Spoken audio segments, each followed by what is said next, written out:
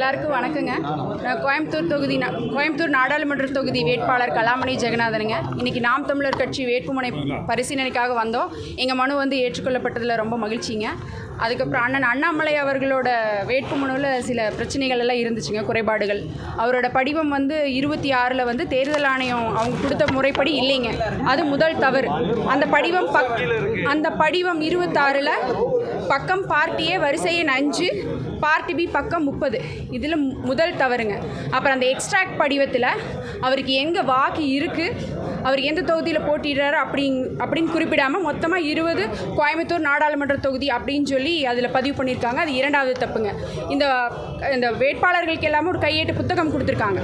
அந்த புத்தகத்தை பக்கம் 54, 55 இந்த முறைப்படி அந்த வேட்புமனு ஏற்கப்படக்கூடாதுங்க, நிராகரிக்கத்தான் படணும். நாங்கள் எல்லாரும் சொல்கிறோம், இது ஆதாரப்பூர்வமாக நாங்கள் காமிக்கிறோம், வழக்கறிஞர்கள் நாங்கள் எல்லாரும் உள்ளே சொல்கிறோம்.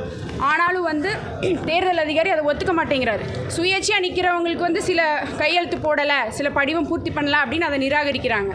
ஆனால் இவரோட படிவத்தில் இவ்வளோ பெரிய பிழை இருக்குது. நாம் தமிழர் கட்சியும் எங்கள் வழக்கறிஞர் மற்ற சுயேட்சை கட்சிக்கு எல்லாருமே அதை எதிர்த்து சொல்கிறோம் நாங்கள். ஆனாலும் தேர்தல் அதிகாரி அதை காதிலேயே வாங்கிக்கலைங்க.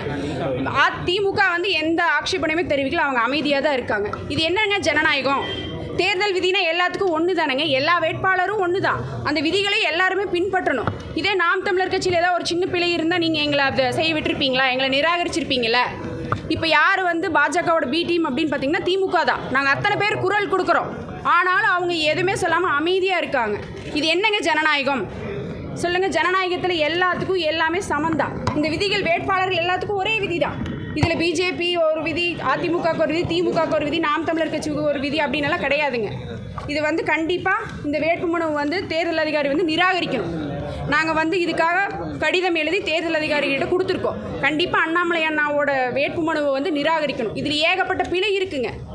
அது நாங்கள் ஆதாரப்பூர்வமாக சொல்லியிருக்கோம். ஆனால் அவங்க ஏற்றுக்க மாட்டேங்கிறாங்க. அவங்க பேட்ச்மேட் அப்படிங்கிறனால ஏற்றுக்க மாட்டேங்கிறாலும் என்னவோ அப்படிங்க. ஆளும் கட்சியாக இருந்தால் என்ன வேணாலும் பண்ணலாங்களா? எல்லா கட்சிகளுக்கும் உரிமை பொது தானேங்க. விதிமுறைங்கிறது எல்லாத்துக்கும் ஒன்று தான். அது எப்படிங்க ஒரு வேட்பாளருக்கு ஒரு விதி, இன்னொரு வேட்பாளருக்கு ஒரு விதிங்கிறது எப்படி நம்ம ஏற்றுக்க முடியும்? இது என்ன ஜனநாயகம் இருக்குது சொல்லுங்கள்? நீங்களே கேளுங்க. வேட்புமனு உங்களுக்கு எல்லாத்தையும் டவுன்லோட் பண்ணி பாருங்கள், நாங்கள் சொல்கிறது சரியா இல்லையா அப்படின்னு சொல்லிட்டு. 2 வேட்புமனு போட்டிருக்காரு, அதில் 1 தள்ளுபடி பண்ணிட்டாங்க, இன்னொன்று இருக்குது. இதே மாதிரி நீலகிரியிலையும் அதே தான் பண்ணியிருக்காங்க. முறைப்படி எப்படி பண்ணணுமோ அந்த வேட்புமனு அந்த மாதிரி தாக்கல் செய்யலை.